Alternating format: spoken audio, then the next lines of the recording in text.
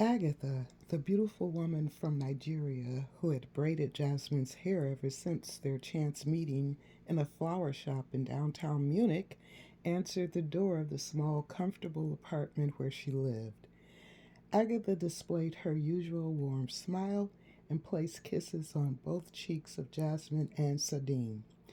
Saddam had been fascinated the evening before in her London hotel room when Jasmine took her braids down and washed and conditioned her hair thoroughly.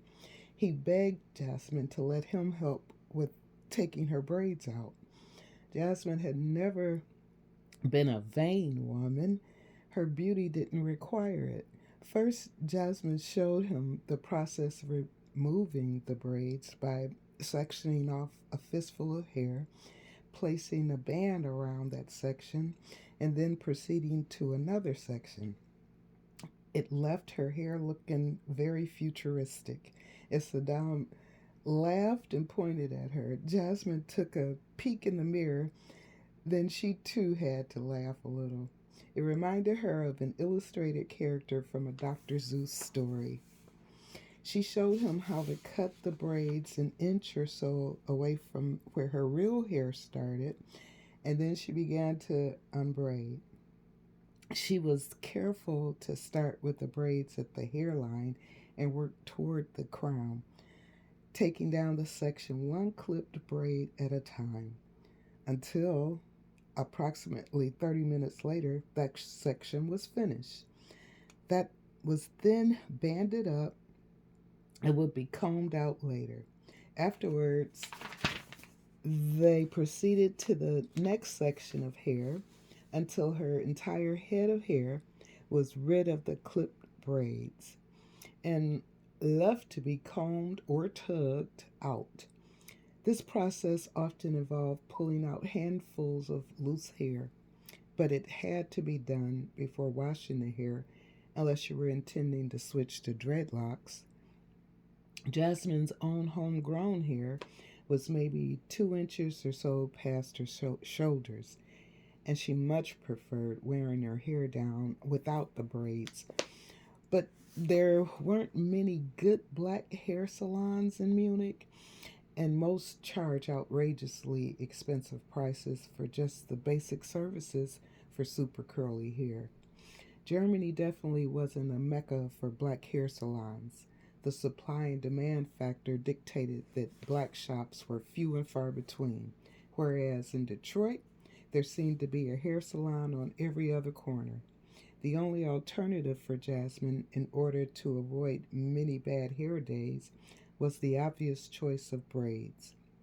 With Jasmine's high cheekbones, large, alluring eyes, and her naturally full, sensuous lips, braids were an attractive adornment for her hair. She considered Agatha's a blessing.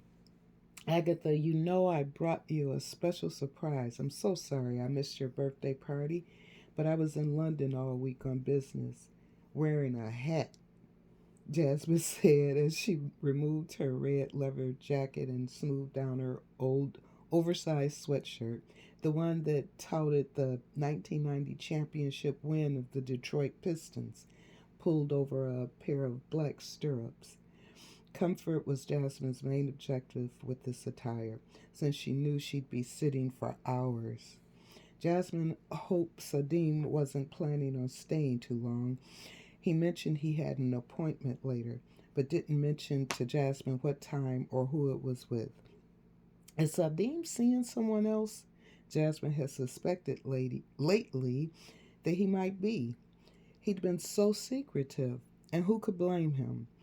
She and Sadim had yet to sleep together, and if Jasmine was entirely truthful with herself, she knew she looked forward to his kisses and hugs, but didn't want to actually let him or anybody inside.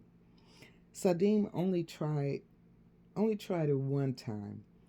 He phrased it by asking if she wanted to come to bed and let me love you. If he had checked the crotch of her panties, he would have known she was not being entirely truthful with him when she refused his advances.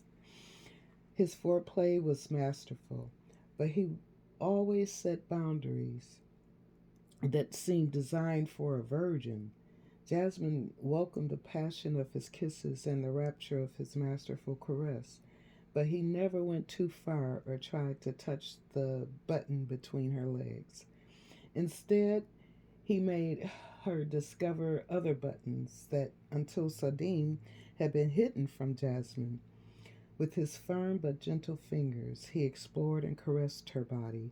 Maybe it was gripping a gripping shoulder massage with his strength concentrated on fingertip action and kneading certain spots for total relaxation.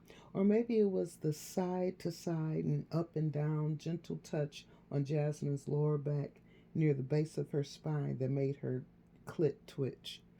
Either way, Sadim took foreplay to a whole new level. Sadim wants to stay and watch you get started, Agatha, Jasmine stated as Agatha showed them all into her dining room and had Jasmine sit in the cushioned chair she reserved especially for her customers. Sadim, yes, yes, you stay, you can watch, no problem, Agatha said. Her Ivory Coast accent made the words sound full and thick. She possessed a radiant pearly white smile that was accentuated by a plum black complexion. Her beauty and grace had a way of making everyone feel completely comfortable in her presence. She was a pure African beauty, rich in melanin, with a 34-22-44 figure that illustrated where African American women inherited one of their best features, baby gap back. Jasmine had let Sadim wash her hair, and not surprisingly, he had done an excellent job. Afterward, Jasmine had put conditioner in and braided the wet hair into single, six large plaits. Sadim had whispered to her that she resembled a little girl as he kissed her forehead. It was approximately 9:35 when Agatha got started. Sadim lasted a little over an hour. At first, he stood over Agatha's shoulder to try and really see what she was doing. Agatha's fingers were moving like magic, he'd exclaimed. He made it seem as if her hands were quicker than the eye as she wove braid after braid of the strands of human hair into Jasmine's own hair, one tiny section at a time. Sadim and Agatha spoke to each other in Deutsch the entire time he was there. Not that Jasmine resented it in any way.